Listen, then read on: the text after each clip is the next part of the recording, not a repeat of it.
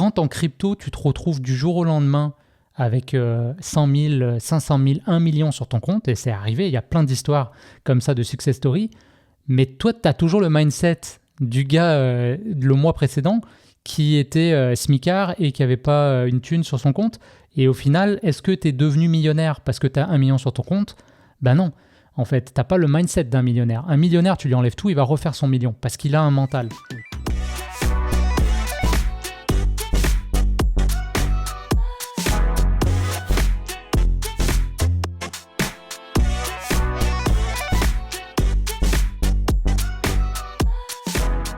Bonjour à tous et bienvenue dans un nouvel épisode de Balado 3.0. Alors aujourd'hui, on se retrouve pour parler de biais psychologiques parce que c'est vrai que c'est un podcast sur lequel du coup on aborde différents sujets. On a beaucoup parlé de finances dernièrement, on a beaucoup parlé aussi d'entrepreneuriat, d'immobilier et on a abordé, on a saupoudré chaque épisode un peu de psychologie, mais là on avait envie de prendre un peu plus le temps de parler donc de psychologie et notamment d'introduire une notion qu'on appelle les biais.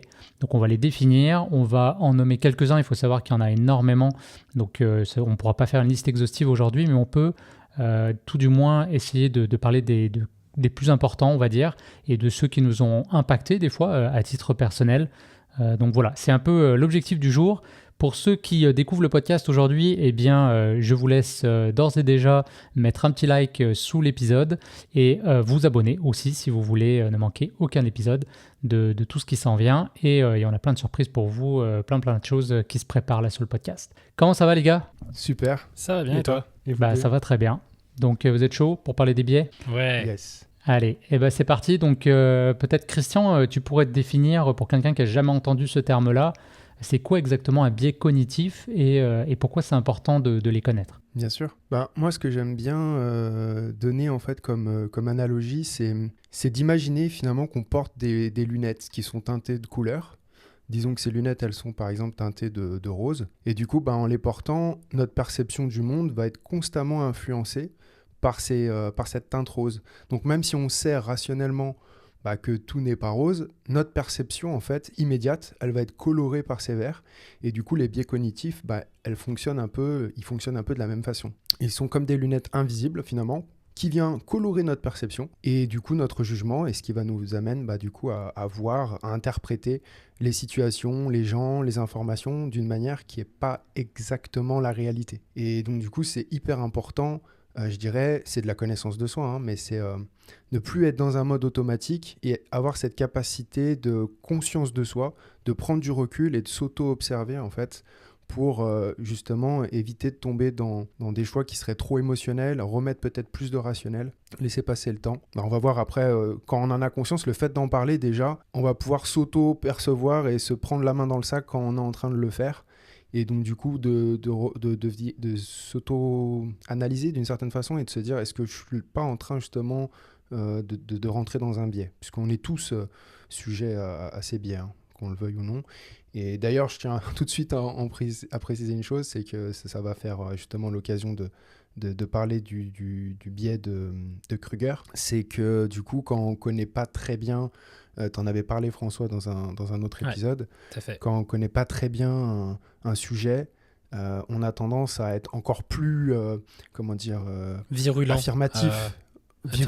Affirmatif, comme s'il n'y avait pas de nuance, etc. Parce que manquant de connaissances, on va peut-être pas avoir justement cette capacité à nuancer nos propos. Donc comme on n'est pas non plus des psychologues, ou voilà, c'est pas notre expertise, mais on s'est intéressé sur le sujet forcément, parce que ça fait partie aussi, on vous l'a dit depuis le début, connaître toute la partie technique des investissements, etc.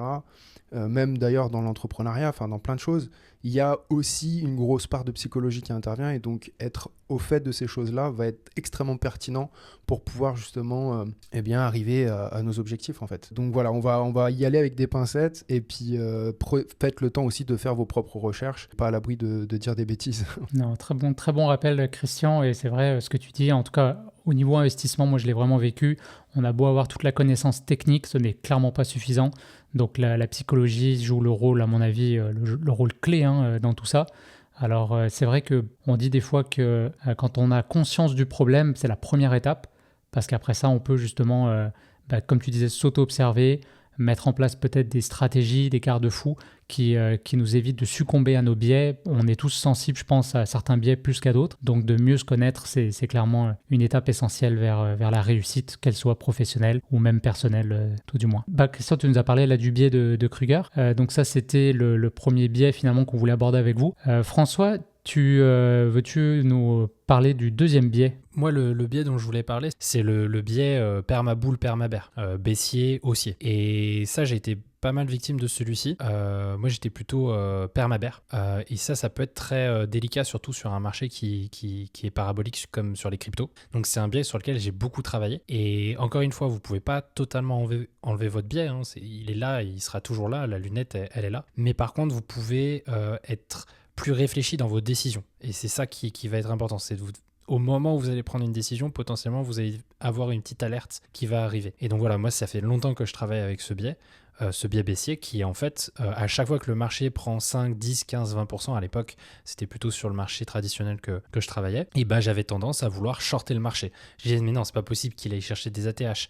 Et en fait, c'est là où même il y a d'autres biais qui vont rentrer en jeu, on parlera peut-être après, je pense au biais de confirmation, où on va essayer de chercher toutes les confirmations sur le marché pour valider notre position. Dire, oui, c'est normal en fait qu'il va baisser parce que le PIB actuel, il est en baisse, là on va rentrer bientôt dans une récession, etc., etc. Et souvent, on peut se faire clairement avoir dans ce jeu-là parce qu'en fait, on essaye a posteriori de donner raison à ce biais baissier. Et aussi en fonction, parce qu'il y en a aussi qui sont permaboule. Et c'est super difficile parce qu'en fait, tous les biais s'entrechevauchent et on peut avoir du coup un biais de confirmation qui va se rajouter à son biais baissier, qui va se rajouter à un biais de rétrospection, etc., etc. On le voit beaucoup en ce moment parce que notamment là sur le départ du bull run, on a encore des gens, je sais, qui attendaient une autre retrace. Alors peut-être qu'elle va arriver, mais quoi qu'il en soit, même si on ne prend pas position dans ce débat, on réalise qu'il y a des personnes qui étaient plutôt baissiers, qui avaient un biais baissier donc, et le fait que le marché soit parti très vite, dès que tu as une journée rouge, tu vois, donc ceux qui ont un biais baissier, ils vont dire, ah tu vois, c'est la retrace que j'attendais, et du coup ils vont même pas rentrer, ils vont attendre parce qu'ils veulent ne pas avoir attendu pour rien, donc ils s'attendent à une baisse beaucoup plus importante par exemple.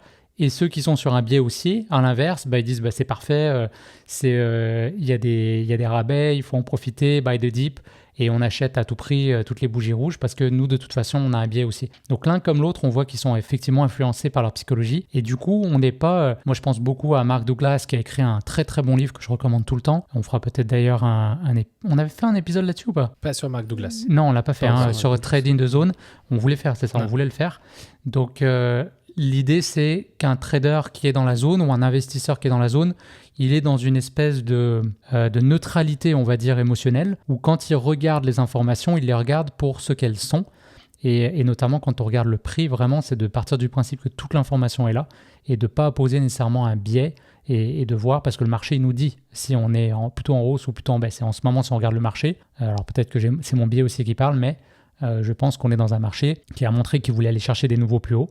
Donc quelqu'un qui attend absolument les retraces, c'est quelqu'un qui a peut-être un biais baissier. Typiquement, moi, je vois par exemple un tweet où la personne, elle faisait part de son positionnement sur Bitcoin, où là, il est à 37 000 $ à peu près au moment où on parle, et qu'en fait, il attendait un retracement sur les 10-12 000. Il n'est pas rentré et il se pose la question, est-ce que je rentre maintenant ? Et c'est là où vous voyez qu'il y a une répercussion, c'est qu'en plus, du coup, et je ne sais plus quel biais d'après on voulait parler, mais là, on voit bien que typiquement, on va pouvoir prendre des décisions irrationnelles par rapport à ça. C'est-à-dire qu'on risque de prendre des décisions du type je rentre à 37 000 parce qu'on a raté le train.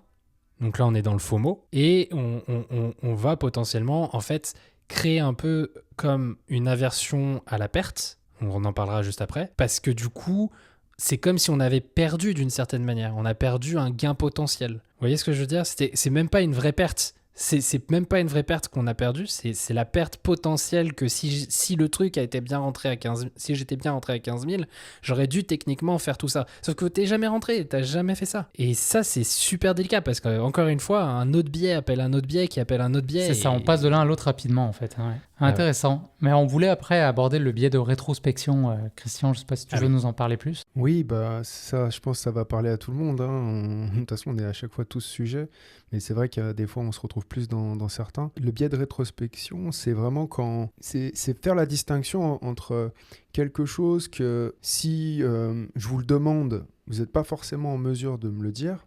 En revanche, si je vous le dis et que c'est quelque chose que vous avez déjà entendu parler, vous allez potentiellement dire « bah oui, mais ça, je le savais en fait ». Mais si je vous aviez posé la question juste avant, vous auriez peut-être pas eu l'information. Et ça, on va le retrouver des fois à plusieurs reprises, des personnes qui ont vraiment Ils avaient une forte intuition, on va dire, mais ils n'avaient pas la certitude exacte. Et quand ça se produit, bah oui, mais de toute façon, c'était sûr, je le savais. Et là, c'est la différence entre une forte intuition ou on va dire des points convergents qui m'indiquent une direction, mais après, de là à dire que c'était ça qui allait se produire et que c'était forcément la destinée, enfin voilà, on ne peut pas savoir. Et surtout dans le marché de la finance, on l'a vu, on n'a pas de boule de cristal, on ne peut pas savoir ce qui va se passer demain.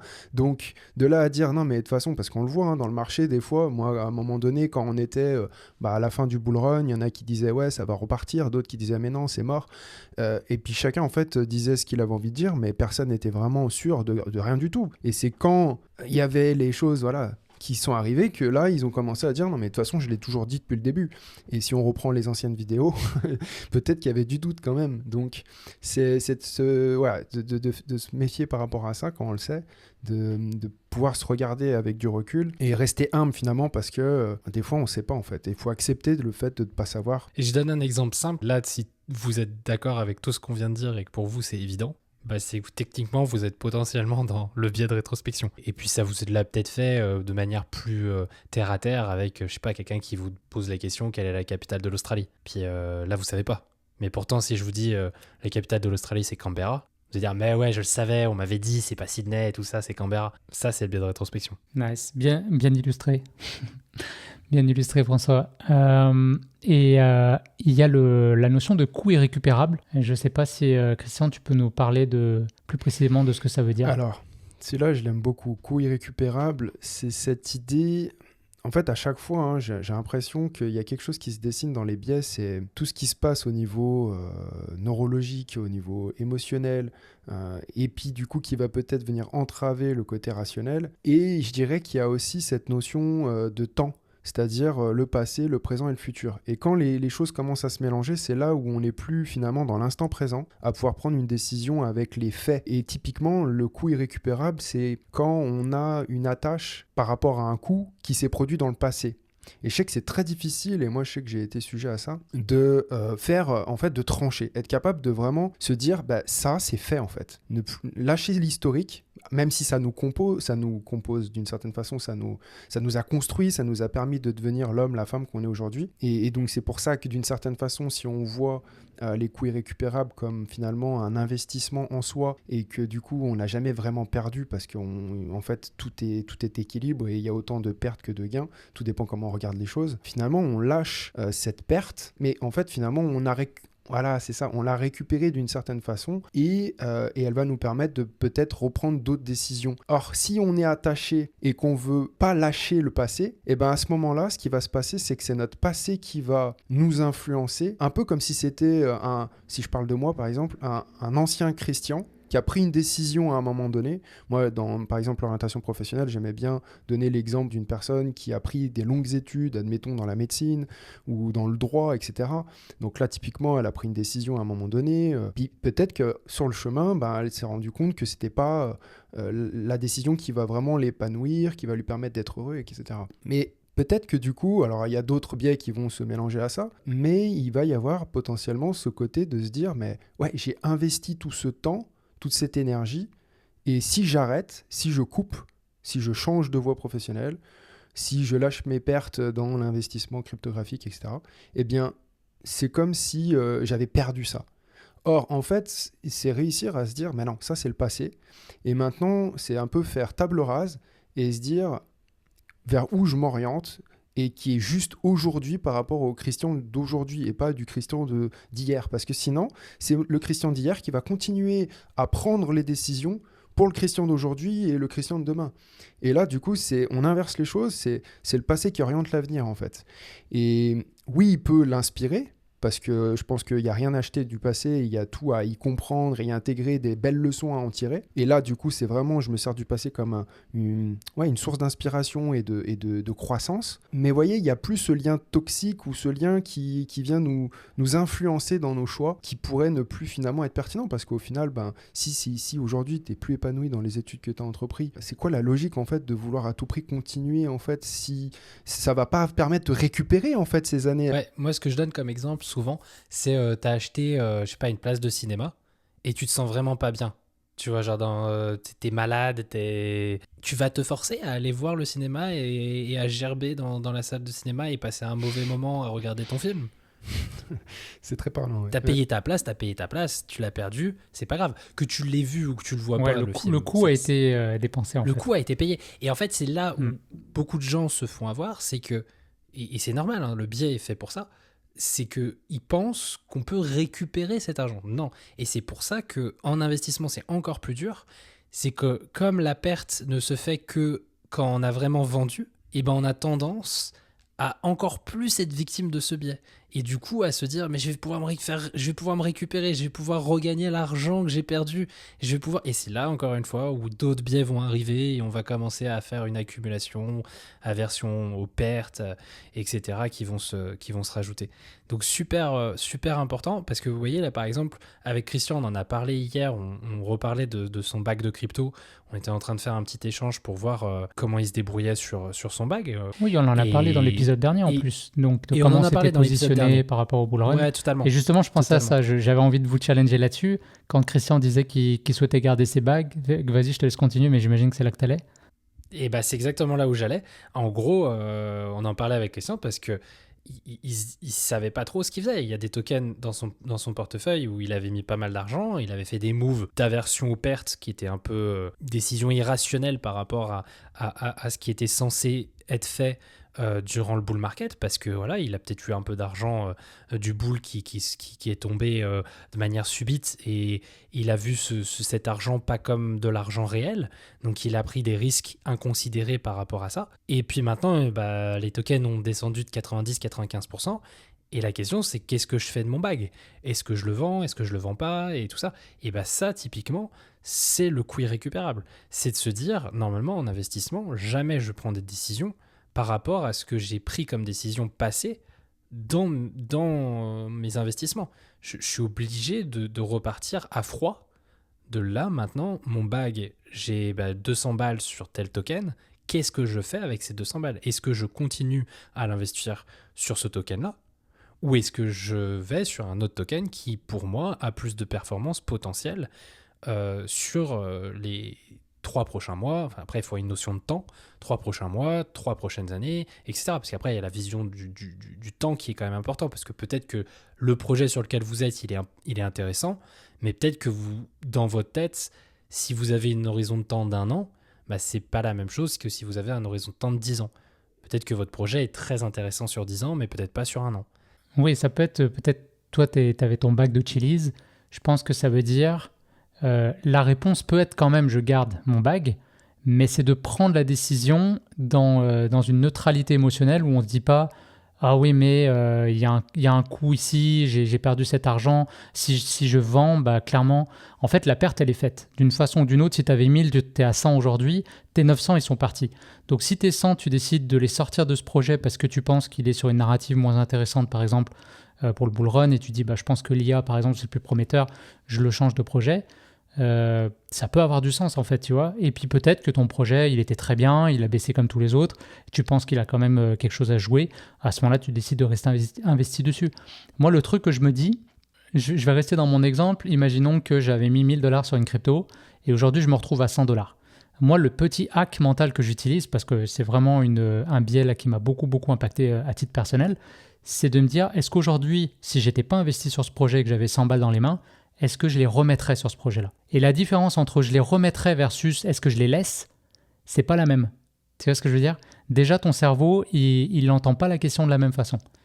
Et moi, c'est vrai que j'ai été beaucoup victime de ce biais-là, même à titre professionnel. Tu vois, t'en parlais, Christian, j'avais pas fait le lien, mais quand moi j'avais étudié pour devenir ingénieur, le moment où j'ai voulu passer photographe, c'était difficile mentalement de me convaincre parce que je me disais, j'ai quand même un bac plus 5, j'ai quand même mis beaucoup d'efforts là-dessus, beaucoup d'énergie, etc.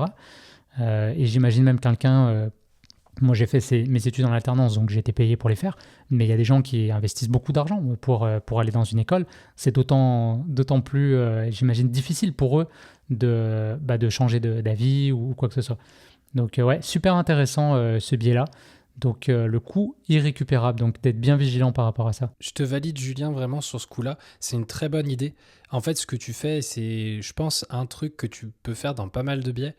Et que j'avais beaucoup aimé, et je redonne à César ce qui est à César, c'était Fabien Olicard qui en avait parlé, et je trouvais ça super pertinent. L'idée est quand tu as un biais, c'est souvent de te positionner comme une personne à côté, qui n'est pas toi, qui prendrait potentiellement une décision sur les faits, et non pas sur l'émotion. Vraiment réussir à décorréler en fait l'émotion dans la décision, en disant je suis complètement quelqu'un d'autre, je suis un peu l'avocat du diable, et je vais essayer d'aller même à l'inverse finalement de ce que je pense pour éviter ces types de biais de confirmation, de biais irrécupérables.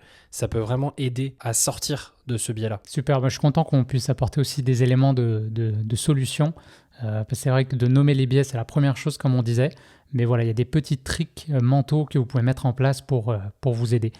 Et d'ailleurs, ça nous envoie à la prochain biais qu'on voulait aborder sur l'épisode, c'était l'aversion aux pertes. C'est vrai que moi, je peux vous en parler parce que j'ai été victime de ce biais-là lors du dernier bull run. Donc, effectivement, pour ceux qui connaissent l'histoire, j'avais gagné quand même pas mal d'argent sur le bull run, le dernier. Et ensuite, le marché s'est retourné. Et en fait, j'ai pas su changer ma mentalité. J'ai pas su voir les éléments qui étaient devant moi. Et aujourd'hui, tu vois, ça fait maintenant 2 ans. C'était le fin du bull run, c'était 2021. On est en 2023, fin 2023. Et c'est vrai qu'aujourd'hui, je vois les graphiques. Toute l'information était là. Clairement, c'était évident qu'on avait une perte de momentum. C'était évident qu'on était en train de marquer, biais de rétrospection, voilà, exactement, je fais le lien, mais c'était évident donc de voir qu'on avait des plus hauts de plus en plus bas et qu'on était en train de rentrer dans une tendance baissière, du moins sur du court moyen terme. Et c'est vrai que moi, j'ai pas su prendre mes pertes, c'est-à-dire que pour moi, la notion finalement, tant que je restais dans le marché, donc si, je peux donner les chiffres, je m'en cache pas, j'étais à $200,000 américains, quand je suis redescendu à 100,000, déjà, il y a eu un premier choc en fait, émotionnel qui a eu lieu. Et le passage justement à 100 000, ça avait été un moment important pour moi. C'est la première fois que je voyais autant de chiffres sur mon compte. Donc, j'étais passé à 6 chiffres. Quand je suis retourné à 100 000, en fait, ça aurait été un bon moment pour sortir en me disant « Ok, c'était un palier qui était important pour moi. » Tu vois, quasiment comme un graphique, les zones de support et de résistance. J'aurais dû dire « Ok, le 100 000, c'est un support pour moi. Je dois rebondir sur ce support-là. Je dois sortir pour préserver ce niveau-là. » Mais j'ai pas su le faire parce que dans ma tête, j'étais rendu à 200 000. La perte, en fait, la perte faisait plus mal. Elle t'impacte plus que le gain que tu avais fait. Et Exactement. Donc, du coup, tu veux trop faire. Au lieu de me dire, tu veux prendre des décisions qui sont incompréhensibles. Exactement. Au lieu de me dire, ok, je suis parti à 10 000, aujourd'hui je suis à 100 000, c'est extraordinaire. Je me suis dit non, j'étais à 200 000 et je suis descendu à 100 000. Donc cette notion de perte de 100 000, finalement, j'étais rendu à un point d'équilibre où d'un côté j'avais gagné 100 000 et de l'autre j'avais perdu 100 000. Tu vois, c'est parfait, les mathématiques sont incroyables. Et à ce moment-là, j'ai mis plus d'importance sur la perte des 100 000 que sur le gain des 100 000. Et donc j'ai décidé de continuer à trader et en plus avec un très mauvais mindset. Donc là, j'ai commencé à faire des choses qu'il faut absolument pas faire. J'ai utilisé l'effet de levier, etc., etc. Je vous renvoie à l'épisode qui est le où on biais en a de la parlé. version, qui est le biais de la version perte, dans le sens où on va prendre tu irrationnellement t'enlises dans ton erreur, des décisions qui n'ont rien à voir. Et moi, je l'ai vécu aussi quand j'ai démarré ma pseudo-carrière de trader particulier. Ah bah ouais, quand on dit prendre sa perte. Où je voulais pas prendre ma perte. Et moi, j'étais le gars à déplacer mon stop à chaque fois. Alors toi, Julien, tu sais que tu l'as jamais été. Toi, c'était différent. Peut-être que tu as fait plutôt de l'overtrading. Voilà, toi, Ah, d'accord. Tu tradais sans stop. Non. Ah, je savais pas. En crypto, en crypto, je trade sans stop. Oui, mais en crypto, Oui, mais en c'est même temps, on différent s'invente parce que des histoires. Ouais, mais on s'invente des histoires, on se dit des trucs. Non, parce que du coup, tu pars sur un risque qui est global, tu vois. Je veux dire, dans ton portefeuille, tu sais que tu pars sur 1000 balles de perte, de ta ligne. tu restes 100% de ton truc. Donc, du coup, tu n'as juste pas d'effet de levier. Mais si tu mets un effet de levier et que tu traites sans stop, là, c'est voué à l'échec parce que tu pourras jamais réussir à faire les gains. Je sais pas, c'est mathématique, quoi. Hein. Si je risque 300%, 400% de mon capital, c'est pas jouable. Si c'est j'ai par un rapport à effet de quoi, levier de de 5, toute de façon. 10, de 15. C'est ça. Ça On va peut être pas très calculer le difficile de reward si le risque n'est pas déterminé, ça c'est sûr. Exactement. Et moi, j'étais clairement là-dedans. Hein. Je déplaçais à chaque fois mon stop, voire pendant un moment, j'arrêtais de mettre des stops parce qu'après, je m'étais dit, biais de confirmation, c'est les marchés. Les courtiers, ils connaissent nos positions et nos stops exactement où on les met. Du coup, ils vont venir me mécher, ils vont me toucher et le marché m'en veut personnellement. Donc après, on commence à personnifier le marché, on commence à dire, bah ouais, non, mais c'est pas de ma faute, c'est la faute de l'autre. Hein. C'est toujours pareil, ça c'est aussi un biais. Hein. Quand je fais quelque chose de bien, c'est moi. Quand je fais quelque chose de mal, c'est les autres. Donc ça, c'est clairement un biais super important, quoi. Et c'est normal que tu aies été victime de ce biais-là, et tout le monde est victime de ça. Hein. C'est normal. Je pense que pour les traders et les investisseurs, là, c'est un classique. Il y a avec l'effet de levier, et je me sens concerné aussi, mais voilà, c'est vraiment peut-être aussi ce biais d'impatience dont tu parlais, François. Belle transition, Christian. Tu m'en avais parlé après, et je l'avais pas vu venir, ce truc, mais c'est qu'en fait, ça peut être utilisé de façon intelligente, l'effet de levier. Quand tu me disais que tu avais du capital sur d'autres trucs, etc., c'est plus... Mais nous, moi, je le sais, ou en tout cas, je parlais pour moi, déjà, la crypto, il y avait déjà un investissement de gagner vite. Et en même temps, allez, on voit que ça aille encore plus vite, x2, x3, x4. Et donc ça, je pense, on veut aller comme le lièvre. Finalement, on se rend compte que des fois, en prenant le chemin de la tortue, in fine, on arrive beaucoup plus facilement à la ligne d'arrivée parce qu'on n'accepte pas que ça prenne du temps. Et donc, du coup, on va prendre des raccourcis, sauf qu'il y a une différence entre faire de l'argent facile ou faire de l'argent rapide. Il n'y a pas de chemin, en fait. Et à un moment donné, si on prend, si on prend un investissement qui est aussi rapide à la hausse, c'est qu'il peut être aussi rapide à la baisse. Et avec des effets de levier, rapide à la baisse, exactement. On peut se faire liquider. Et c'est génial ce que tu dis, mais moi, c'est le biais d'impatience, c'est celui que j'ai compris qui est le plus difficile à manager. Parce qu'en fait, ce biais d'impatience va vous impacter tous vos autres biais. Et c'est vraiment, pour moi, c'est le centre névralgique quand on parle d'investissement, c'est celui qui va vous déglinguer.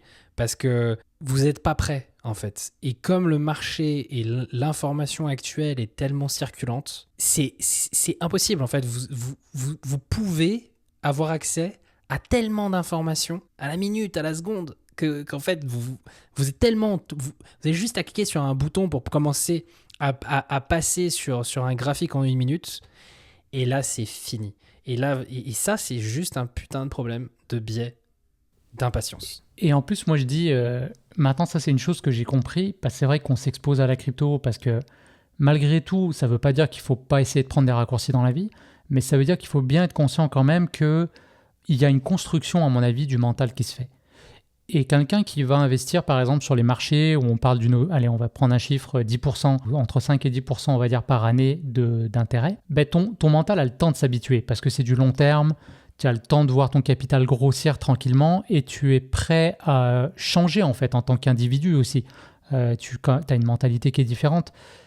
Quand en crypto, tu te retrouves du jour au lendemain avec 100 000, 500 000, 1 million sur ton compte, et c'est arrivé, il y a plein d'histoires comme ça de success story, mais toi, tu as toujours le mindset du gars le mois précédent qui était smicard et qui n'avait pas une thune sur son compte. Et au final, est-ce que tu es devenu millionnaire parce que tu as 1 million sur ton compte ? Ben non. En fait, tu n'as pas le mindset d'un millionnaire. Un millionnaire, tu lui enlèves tout, il va refaire son million parce qu'il a un mental. Et toi, en fait, en passant par le raccourci, si tu n'as pas eu le temps de te construire, tu n'as pas eu le temps de développer les skills nécessaires pour gérer cet argent-là, et c'est quelque chose qui est beaucoup arrivé aux gagnants du loto, par exemple, et c'est pour ça que souvent, il y a un accompagnement psychologique qui est fait, parce qu'il y en a qui vont des fois même se sentir pas légitimes d'avoir gagné cet argent. Coupable. Tu peux avoir plein d'autres biais qui rentrent et tu vas perdre cet argent, tu vois. T'as eu ça. Je donne cet exemple parce que j'ai clairement eu ce biais-là. T'as gagné au loto ? Tu me l'as pas dit ? Non, ouais, okay. Quand j'ai touché les 200 000 avec les cryptos. kind of, hein. Le biais, ce biais d'être coupable de cet argent, de dire j'ai pas fourni l'effort que techniquement je devrais faire pour pouvoir gagner 200 000 balles parce que je sais d'où je viens, je sais ce que c'est que l'argent. Et ça a été quand même un choc. Et au final, c'est ce qui m'a permis, et j'en suis très heureux, tant pas ce biais de culpabilité, mais plutôt le fait d'avoir compris que je pouvais travailler sur mon biais d'impatience grâce à ça. En fait, ce qui s'est passé, c'est que ma culpabilité, elle s'est transformée en mode il faut que je donne plus. Donc, je donnais plus là où je pouvais donner plus. Donc, j'ai donné corps et âme à mon travail. Et du coup, j'ai laissé complètement la crypto de côté. Je regardais les cours, je prenais mes gains, mais 90% de mon temps, j'étais pas sur les marchés. J'essayais de rattraper. Tu as voulu compenser J'ai voulu compenser. Ouais. Au niveau du travail, dire ok, j'ai peut-être gagné 200 000 en crypto, mais il faut que je montre que je vaux ça. Donc du coup, je vais donner ça à côté dans mon boulot et dans mon taf. Et donc du coup, je passais 90% de mon temps dans le taf à finalement essayer de compenser ce que j'avais gagné dans la crypto. Ce qui m'a permis, du coup, d'éviter mon biais d'impatience. J'espère qu'avec tous les exemples qu'on vous donne, vous réalisez bien à quel point la psychologie, elle est fondamentale dans la performance, parce que finalement, on pourrait, un extraterrestre qui regarderait la situation, en François qui investit tant d'argent et qui se retrouve avec tant d'argent, concrètement, voilà, il y a eu une suite d'événements qui l'ont amené là, mais tout ce qu'on explique, ton ressenti à toi, comment ça t'a influencé dans ta posture de ta vie professionnelle, dans ta vie personnelle peut-être que tu étais généreux à l'excès en disant il faut que ça aille au suivant, etc. Mais tout ça, là, tout est teinté finalement de notre background, de nos émotions, de notre psychologie. Et c'est super intéressant. Et du coup, j'ai envie de te demander, est-ce que tu as mis en place des choses pour le prochain bull run si tu te retrouves avec, je sais pas, 1,5 million, 1 million, soyons fous, rêvons un petit peu. Comment tu ferais pour ne pas être victime de ce même biais ? Alors, déjà, je pense que du coup, ça m'a permis de travailler sur mon biais d'impatience, donc je l'ai compris, que j'ai réussi à casser quelque chose par rapport à ça, et donc du coup, j'essaie de prendre ce recul de ne pas prendre des décisions trop rapidement dans l'investissement, que moins tu prends de décisions, c'est aussi prendre une décision. Si je prends un exemple avec le poker, c'est des fois les meilleurs joueurs, si tu veux gagner, en fait, c'est pas forcément jouer à toutes les parties, c'est plutôt regarder comment les gens jouent et la plupart du temps te défausser de tes cartes et ne pas jouer le jeu. Pour moi, c'est exactement ça. C'est de dire, non, je vais pas être sur toutes les games, je vais pas pouvoir tout faire. Toutes les opportunités qui vont arriver, je pourrai pas être tout le temps dedans. Et c'est ok, je fais le deuil de ça. J'ai compris que c'est en étant J'ai compris en fait ce principe et qu'on avait parlé quand on avait fait le résumé de la psychologie de l'argent là, de Morgan Housel, que en fait c'est l'investissement, c'est un jeu de longue traîne. Il va avoir très très peu de mouvements qui vont en fait faire la performance de mon capital. Et donc comme j'ai pris conscience vraiment de ça, je prends conscience que j'ai pas forcément besoin de faire énormément pour pouvoir finalement gagner. Par contre, est-ce que je vais pas avoir ce biais quand même de culpabilité qui va revenir ? Certainement. C'est là où j'essaie de travailler sur mon objectif. Quel est mon objectif ? Qu'est-ce que je vais faire en fait finalement avec cet argent ? Qu'est-ce que je vais pouvoir apporter autour de moi ? Essayer de donner du sens à tout ça. Je pense que ça c'est une vraie réflexion que je suis en train de mener depuis 1 an là, puisque moi j'ai arrêté de travailler depuis 1 an. Donc j'essaie de créer ça de manière consciente. Qu'est-ce que je vais pouvoir apporter en plus à la société en termes de valeur. Donc ça, c'est un truc important. Et puis, pareil, c'est essayer, comme je disais tout à l'heure, de confronter ces idées avec d'autres gens, donc s'entourer, se poser des questions, par exemple, entre nous, imaginer peut-être une personne lambda extérieure, l'imaginer, la personnifier et voir comment elle réagirait à ma place. Voilà, c'est toutes ces questions-là qui permettent, je pense, de se limiter dans ces biais. Alors, tu fais une très belle transition vers le biais de la preuve sociale qu'on souhaitait aborder également. Et c'est vrai que la preuve sociale, il y a quelque chose qui... en fait, on touche à plein de choses. On touche au FOMO. On touche peut-être à comment la réussite des autres peut nous influencer, d'un côté positif comme négatif. Donc, moi, je sais par exemple que je suis très sensible quand j'ai des gens autour de moi qui font des moves complètement de dégène, qui rentrent sur des sur des projets qui vont taper des 100x, tu vois, des trucs de malade mental. Et en fait, et moi qui étais là, tranquille, je faisais mon petit bonhomme de chemin, je faisais mes petits investissements peinards et je faisais mes analyses. J'ai été très sensible, en tout cas par le passé, à ça. Et du coup, je me mettais à augmenter le curseur risque parce que j'avais l'impression de ne pas profiter de l'opportunité.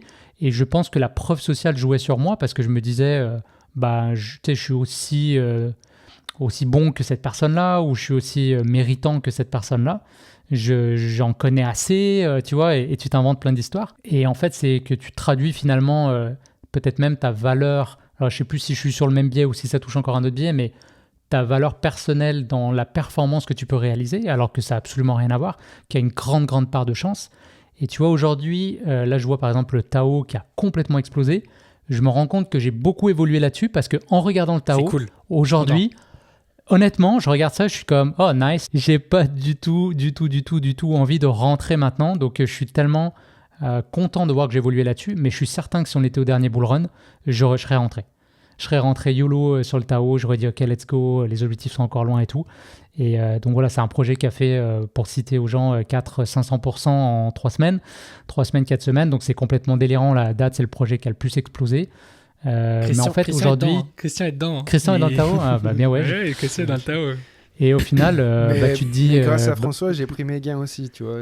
Bravo. J'étais là à le regarder et à me dire quand est-ce que je les prends, quoi. Et en même temps, c'est vrai qu'à un moment donné, c'est pas parce que une pièce, elle a fait pile 3 fois de suite qu'elle fera pile la prochaine fois. Et elle peut toujours avoir une chance sur 2 de faire face. Donc, ou pile. Et en prenant tes gains, comment tu t'es senti avec le prix qui continue de monter ? Est-ce que tu t'es senti mal ? Tu t'es senti en paix avec ça ? C'est toujours la même chose, c'est essayer de trouver un compromis avec soi et pas être dans tout ou rien, en fait. Et donc, finalement, j'ai pris une partie, j'en ai laissé courir une autre, donc ce qui fait que je sais que je ne suis pas sorti du projet, donc je continue à faire des gains. Pas autant que si j'avais tout laissé, certes. Bien sûr. Comme en fait, ce que j'ai retiré, je l'ai mis aussi sur d'autres projets qui, à mon sens, vont partir, qui ne sont pas encore partis. Donc ça, c'est aussi une aubaine que tous les projets ne partent pas d'un coup. Ça donne des opportunités de faire rouler ses gains. Et donc, du coup, je sais qu'à un moment donné, il va corriger. De toute façon, il ne peut pas monter comme ça à l'infini. J'aime bien l'expression un moonbag. Donc, c'est garder une taille de position que tu dis, celui-là, c'est pour la Lune. Et donc, tu as gardé ton moonbag pour le Tao. Et c'est bien parce que ça fait que si tu sors à 100% du projet, tu peux avoir un peu ce côté-là, cette émotion qui va venir te travailler. Donc, ça peut être un moonbag de 5%, 10%. Tu vois, si tu as fait beaucoup de plus-value, de toute façon, on est idéalement même en dessous peut-être de ce que tu avais investi initialement. Comme ça, tu es sûr d'être en gain quoi qu'il arrive. Et puis, comme tu dis, de faire une rotation dans ton cash. Et cette plus-value de l'investir dans un projet qui n'est pas encore parti, tu vas pouvoir refaire une performance sur ce même capital-là. Donc, c'est super intéressant. C'est l'effet cumulé dans toute sa splendeur. Moi, du coup, je peux te donner peut-être un peu l'idée que j'ai dit à Christian.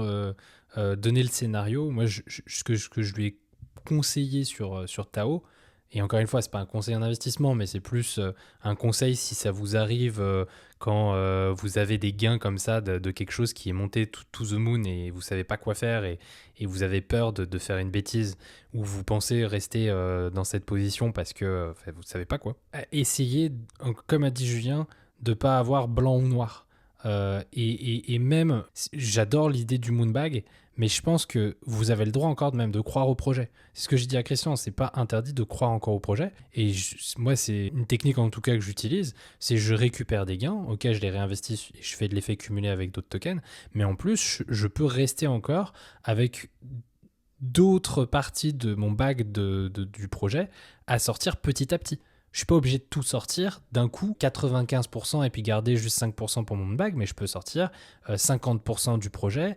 Et puis, en fonction de la capitalisation, je vais prendre un scénario vraiment super optimiste où dans ce scénario, en fait, il va peut-être encore faire un x10.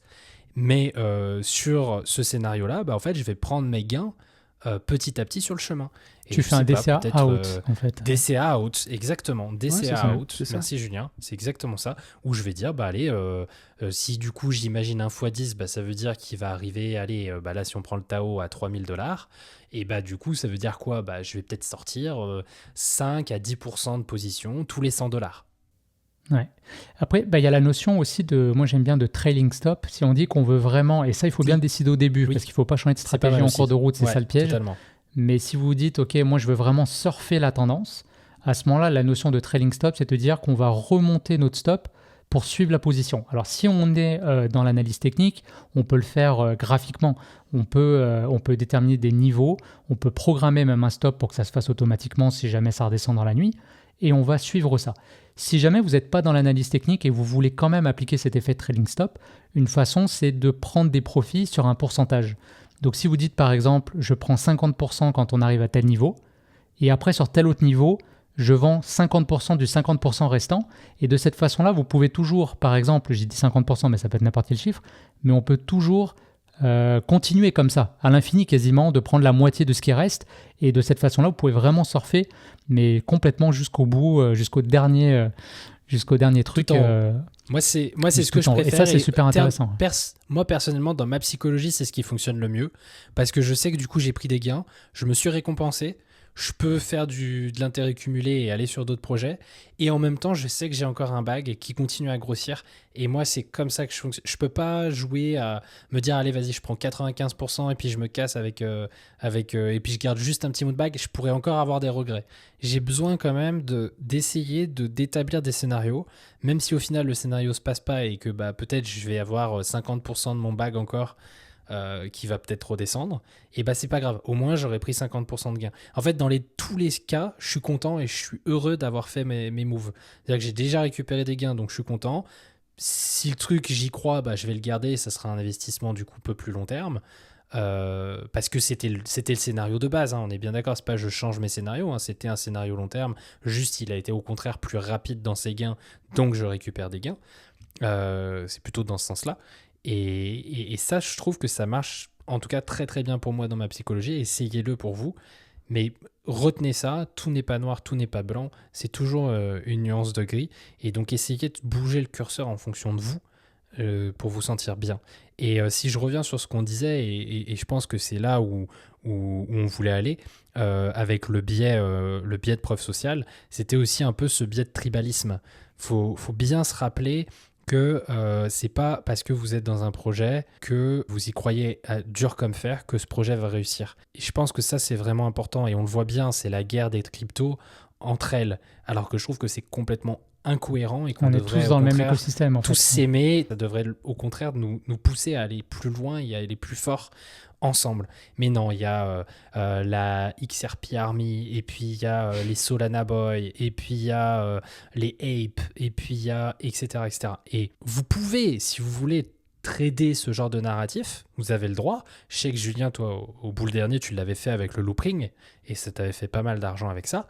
Mais attention, parce que vous pouvez tomber aussi à pas tomber amoureux de ça. Voilà, à tomber dans vous-même dans le piège du tribalisme. Ouais. Dans le piège du tribalisme. Et du coup, à vous commencer à dire, non mais en fait, ce projet, il est trop bien, regardez la communauté qu'il y a derrière. Et en fait, après, vous êtes plus rationnel, encore une fois, dans vos actions, et vous faites des moves qui sont incohérents. Ouais. Non, ça, c'est super intéressant. Je suis content parce que là, on donne plein d'astuces aussi concrètes que vous allez pouvoir utiliser. C'est moi où cet épisode, là, c'est que des shorts, en fait.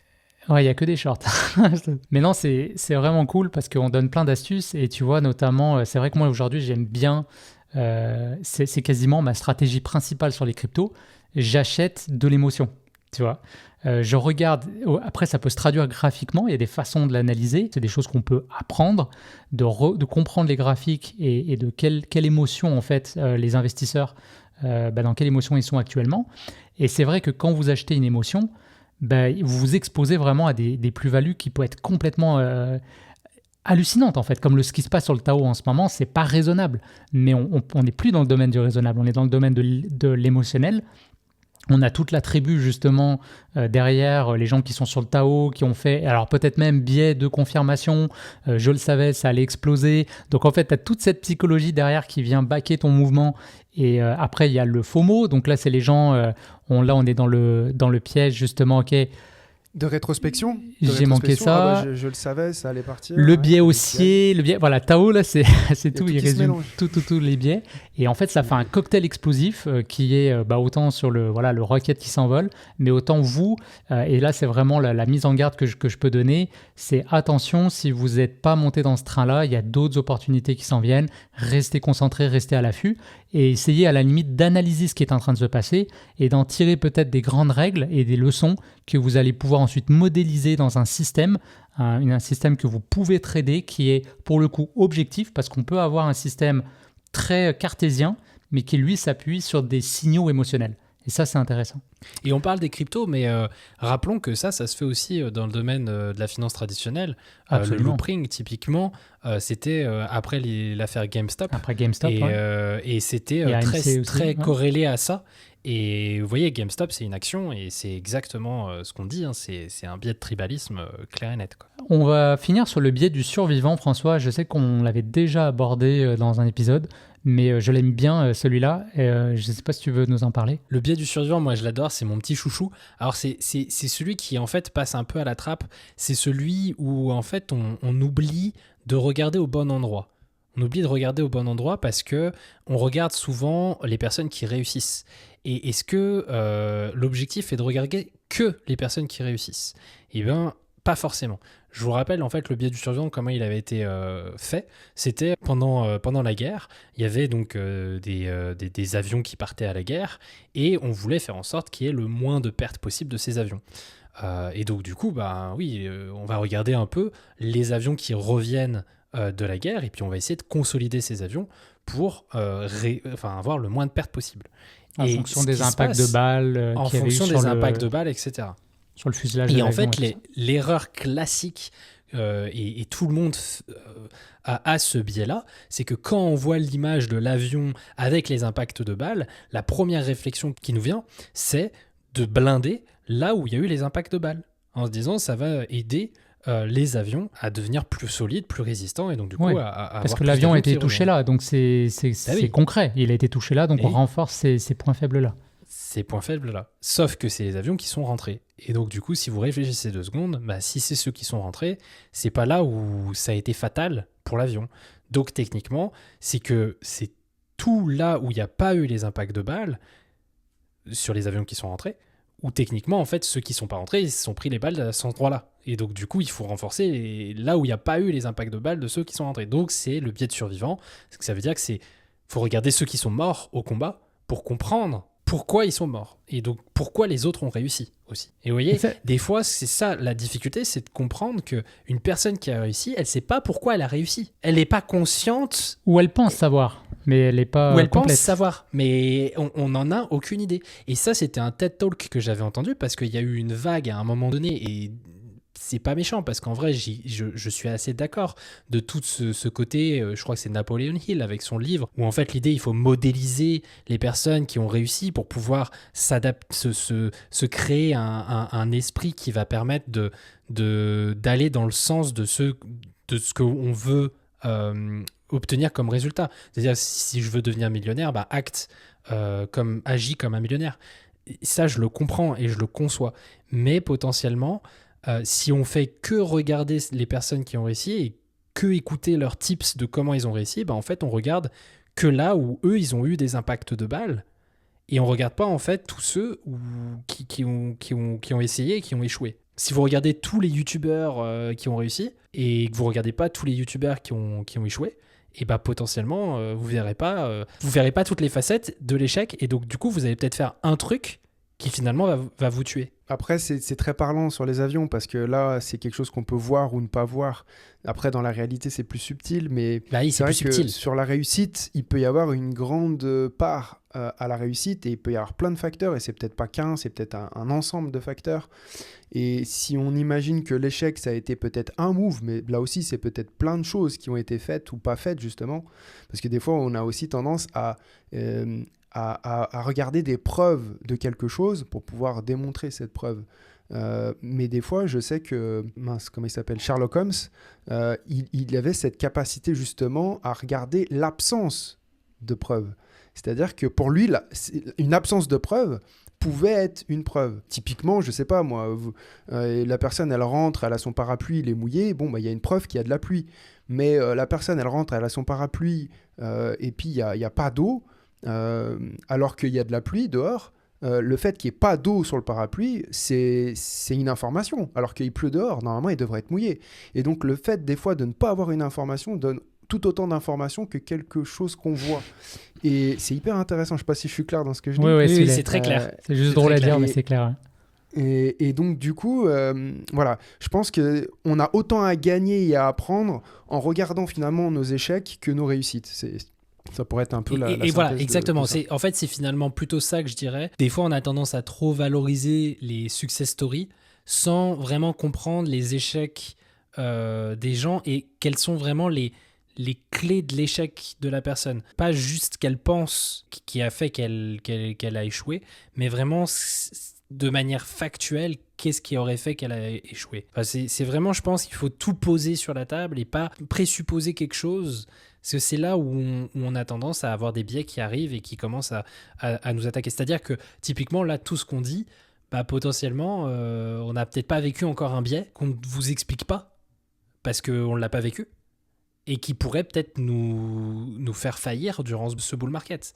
Et si vous nous écoutez, vous pourriez vous dire, c'est bon, j'ai le biais du survivant, j'ai le biais de l'impatience, je les ai tous, je vais y arriver, et puis je vais faire comme eux, et potentiellement, allez, on va tous au million sur ce bull market, ce que je nous souhaite.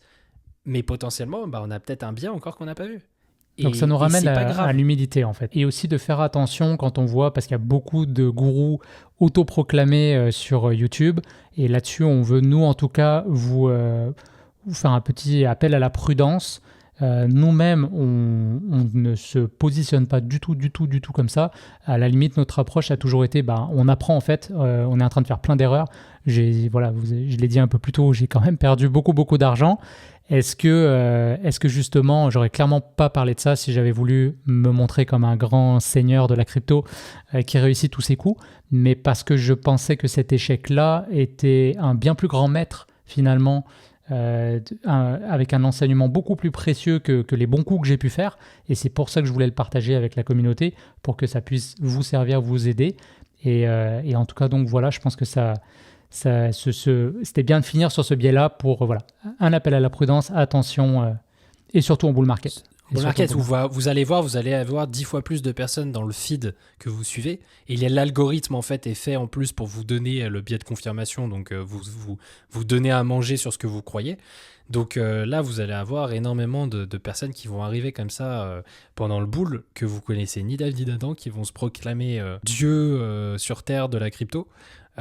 Si vous prenez pas un peu de recul, ça va être compliqué. Christian, je te laisse le mot de la fin. Aujourd'hui, je ferai juste l'appel à l'action après, mais si tu veux conclure peut-être sur tous ces biais-là. Alors peut-être juste pour en résumer, on a parlé aujourd'hui du biais, on a défini ce qu'était un biais psychologique, on a parlé du biais de Diane Kruger. Diane Kruger, c'est l'actrice de Dunning-Kruger. Voilà. Lui, après il y avait biais haussier, biais baissier, biais de rétrospection, le coût irrécupérable, on a parlé de la version perte, le biais de preuve sociale, le biais du survivant entre autres, et quelques autres qu'on a abordés également. Fait que Christian, je te laisse conclure là-dessus sur les biais et peut-être un conseil que tu peux donner aux personnes qui nous écoutent pour ne pas tomber justement dans ce piège-là. Ouais, j'ai eu le temps de réfléchir là pendant l'épisode. Il y a plein d'idées qui me sont venues. Une autre façon peut-être de l'expliquer, c'est un peu finalement ces biais cognitifs, ça pourrait se représenter par une sorte de courant un peu sous-marin. Vous savez, comme des fois dans un fleuve, il y a un courant qu'on voit bien, mais il y a d'autres courants sous-marins plus profonds qui pourraient finalement, si on nage en pensant aller tout droit, pourrait y avoir ce courant invisible qui nous déplace subtilement dans une direction. Ce courant invisible, il va influencer nos préjugés, nos inclinations inconscientes, et tout ça, ça pourrait nous guider dans nos pensées, dans nos décisions, et finalement ne pas vraiment être pleinement conscient. Je ne sais pas si je me fais clair avec cette métaphore, mais finalement, on voit, c'est pas si facile, déjà d'une part, de reconnaître ce courant sous-jacent, et de le corriger. Et ce que je voudrais dire par rapport à ça, ou en tout cas l'idée qui m'est venue, c'est la lecture d'un livre que j'ai pas encore tout à fait terminé et qui m'a déclenché énormément de prise de conscience, et je vous le recommande, je ne peux que vous le recommander chaudement. C'est un livre de James Clear qui parle des habitudes justement, Et vous allez me dire, mais c'est quoi le lien avec ça? Et lui, en fait, donc, il parle des habitudes, mais aussi de la puissance de mettre en place un système. Alors, il dit beaucoup de choses, hein. Je ne vais pas parler de tout le livre là maintenant tout de suite, mais ce que j'ai beaucoup aimé, ce qui m'a profondément marqué dans cette lecture, c'est qu'assez rapidement, au début du livre, il dit qu'en gros, vos objectifs ne vous élèvent pas. Et c'est pas la puissance et la hauteur et la grandeur de vos objectifs qui vous élèvent. Finalement, c'est la défaillance de vos systèmes qui vous font chuter. Je trouve ça, mais d'une profondeur. C'est-à-dire que combien de fois, moi-même, j'ai voulu atteindre des objectifs, j'ai voulu avoir des objectifs grandioses, hein, et c'est bien d'en avoir, attention. Mais ce que je dis là, c'est que si derrière, en tout cas ce que James Clear et que j'ai expérimenté dans plusieurs approches, typiquement, je prends la salle de sport. Aujourd'hui, je sais que oui, j'ai des objectifs, mais j'ai surtout un système qui me back derrière et que j'ai toute une routine que j'ai mis en place qui fait que du coup, je sais ce que je vais faire à la salle, je sais quels exercices, je mesure, je contrôle, etc. etc. Et c'est tous ces systèmes-là qui me permettent d'atteindre in fine mon résultat. Or, si je regarde, heureusement que la caméra ne montre pas tout parce que c'est un sacré chantier, et ben... On voit quand même un trampoline à ta gauche. On voit un trampoline, mais bon, ça fait joli. Mais imaginez une personne qui a une maison parfaite et puis une personne qui a une maison qui est complètement en désordre. Il y a fort à parier que l'une a un système, c'est-à-dire que peut-être quand il y a quelque chose qui n'est pas à sa place, elle le range.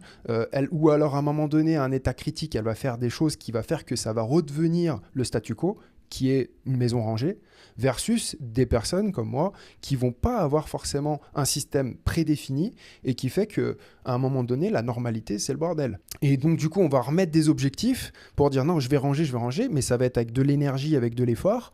Et à un moment donné, comme il n'y a pas de système, ça va faire des vagues, des hauts et des bas. Et donc, comme vous l'avez compris, on vous a partagé, nous, avec beaucoup d'humilité, nos idées, ce qu'on fait nous concrètement, nos tips, mais ça marche pour nous. Encore une fois, on est tous différents, donc essayez de trouver ce qui marche pour vous. Il n'y a pas une recette miracle, mais par contre, ce qu'on vous encourage, c'est de mettre en place un système dans vos stratégies d'investissement qui vont permettre de backer, parce que oui, dire je veux faire un objectif de tant de pourcentage d'augmentation, c'est bien, mais ce qui fera la différence, c'est pas votre objectif, c'est le système que vous aurez mis en place et qui va permettre de ne pas vous faire emporter justement par ce courant sous-marin et de vous permettre d'atteindre votre objectif, ou en tout cas d'être conscient s'il y a un courant sous-marin, pour que le système puisse rectifier, un peu comme une sorte de GPS ou de, je sais pas comment on pourrait dire, pas un pilotage automatique, mais justement, vous sortez du pilotage automatique et vous avez ce système qui vous ramène la tête froide, qui vous montre les chiffres, c'est du data, et ça vous permet après de prendre les bonnes décisions. J'aime beaucoup ce que tu nous partages, Christian, et je veux juste rajouter ce mot-là parce que ça me parle beaucoup ce que tu viens de dire, et que c'est une théorie que j'essaye d'amener, enfin en tout cas que j'aime beaucoup et que j'ai envie de partager ici. C'est la théorie de l'entropie qu'on parle en physique. L'entropie, en fait, c'est la mesure du désordre. Et tu vois, Julien, tout à l'heure, tu me posais la question de qu'est-ce que tu as perçu durant le dernier boule qui te permet de changer ou d'adapter ça. Et ben en fait, c'est ça que j'ai perçu.